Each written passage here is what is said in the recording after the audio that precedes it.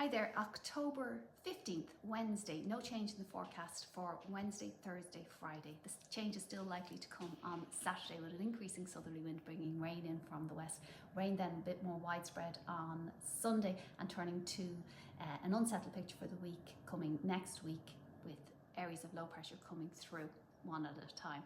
Today, Wednesday, Thursday, Friday, no change in the forecast. Still that layer of stratocumulus blocking out the sun. Now the cloud base is coming down further. I've been talking the last few days about the height of the cloud base, and we are down to between, I think I saw 900 feet on one of the reports there. And that means we see that drizzle, because the cloud is we're virtually in the clouds, and we feel that air mass drizzle much more. And I remember I talked about drizzle as defined as the size of the precipitation drop. So drizzle does not make a splash when it falls into your hand or onto the ground, because the diameter of the raindrop is so small. But I certainly feel like you can get wet. I was out on my bike yesterday and I certainly felt the impact of the air mass drizzle. It's not very easy to predict, because it's again one of those small changes make a big difference. If the sky's clear, it gets cold at night and it's beautiful and sunny in the day. And if the cloud comes down that little bit further, we get that air mass drizzle. Somebody asked me how I knew the heights of the cloud in the comments.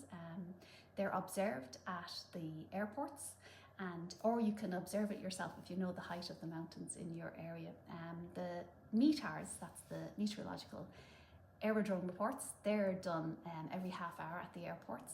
You can't have a valid TAF, that's a terminal area forecast, without a METAR, and you can't land a plane without a TAF. So, and that's, you need an aviation forecaster to be on duty to have your airports open. So if you're ever wondering why the airports are suddenly closed, you might be missing a weather forecaster.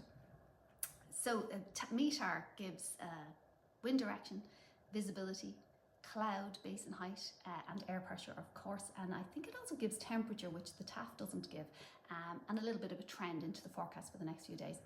This is the tephrogram, again a very interesting tephrogram, the same solid shape, but there was a very interesting article done yesterday from the British Met Office explaining these setups, these meteorological setup and the shape of the tephrogram, and a very interesting temperature recorded in Scotland yesterday, or during the week anyway, because the height of the station was through the cloud base and they were on the drier, warmer air just above that inversion that you can see on the tephrogram there. So seek it out, I'll find the link and go have a look, because that's very interesting too.